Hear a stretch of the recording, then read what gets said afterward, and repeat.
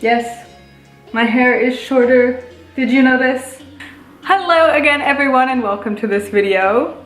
Today I'm going to be doing a step-by-step tutorial of a watercolor painting. It's a very simple painting, perfect for beginners, and all you need is very basic watercolor materials. I'm going to be using Winsor & Newton watercolors and Arches paper, but you can use any watercolor paint and any heavy watercolor paper. You do specifically need heavy watercolor paper that's 300 grams per square meter or over, because we're going to be using a lot of water in this painting and we don't want your paper to start bending and warping immediately. That's why I'm using a block of Arches. It's glued on each side and it's very heavy textured paper so it doesn't bend as much. The other materials that you're going to need are water, watercolor brushes, masking tape, and some paper towel. And that's it, you're ready to get started, so let's go! Okay, first things first, here is the reference images that we'll be using for inspiration. They're both from Unsplash and they're both linked below. And in this painting I'm going to be working from light to dark, so the colors are going to get more saturated and darker as we go. You want to start with fresh water, fresh paper, fresh paints. We're going to mix up a blue for the sky and we're going to start with laying down some fresh water over the entire canvas. Then we're going to take the blue and just start working that in, and we're going to bring that down in a nice wash to about 2/3 of the paper.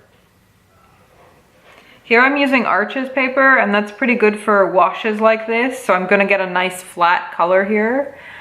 So the next thing I'm doing is mixing up some yellow because we're going to be doing a kind of sunset here, and I'm adding in a little bit of pink because it is kind of like a sunset-y, but we're mostly still trying to make it yellow, not orange.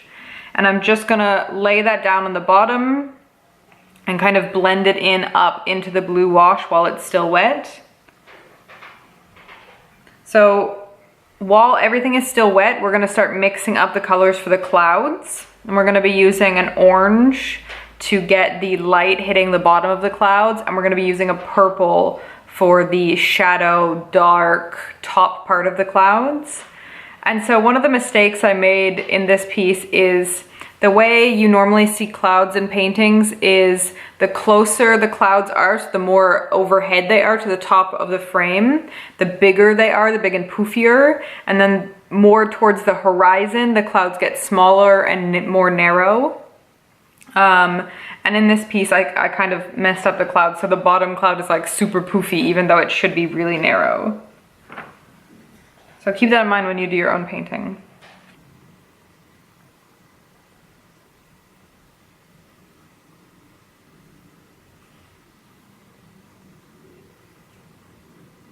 So now I'm just mixing up the purple that's going to go on top of the clouds.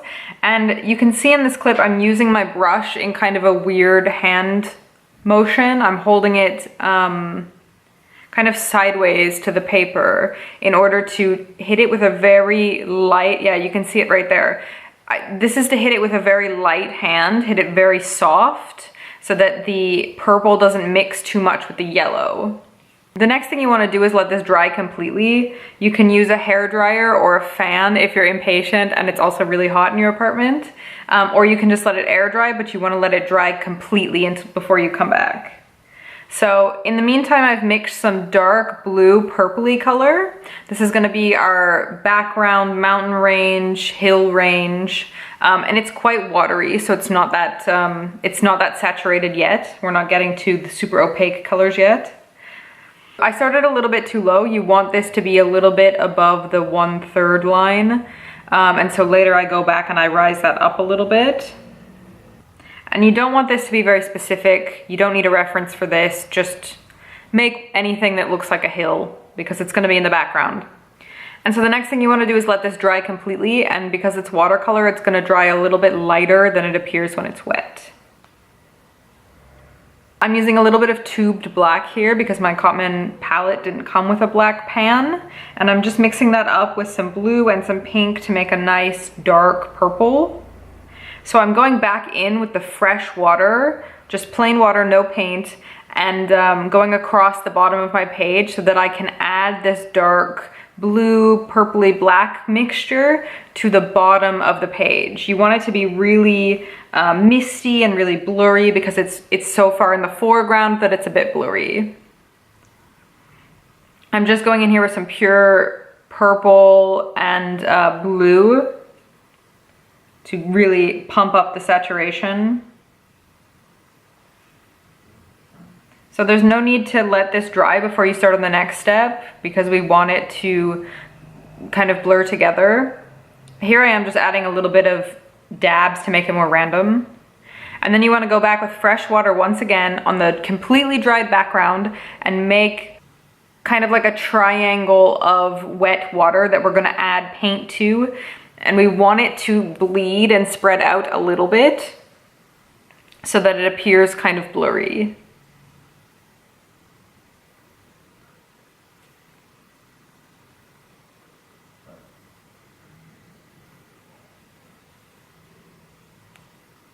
This is a kind of tedious process, so I've sped a little bit of it up because you're basically just making a lot of little marks.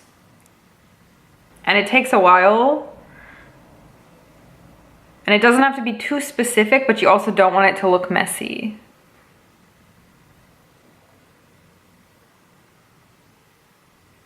And it's completely okay if this looks random, it's supposed to, it's nature, and it's totally okay if the colors look different every time you make a new little sprig because it's nature. And it's okay if the colors look a little bit different here and there.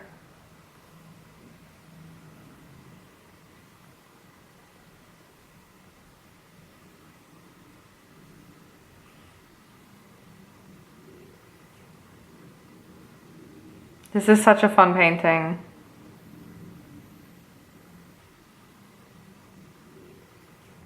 And I know I'm using black here, but this painting can be done with just red, yellow, and blue as long as you have very saturated paints. So maybe not panned paints, but maybe more tube paints because then you don't have to add as much water to get them activated.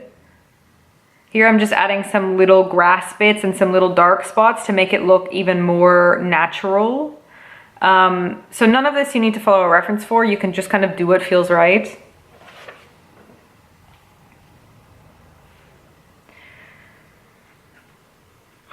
So as I mentioned before, we're working light to dark, so the closer I get to the, I don't know, I guess the camera that took this picture, the closer I'm getting to the foreground, the more dark, the more saturated the colors become.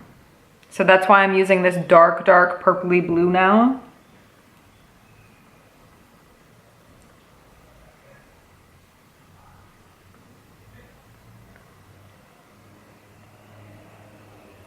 And that's it.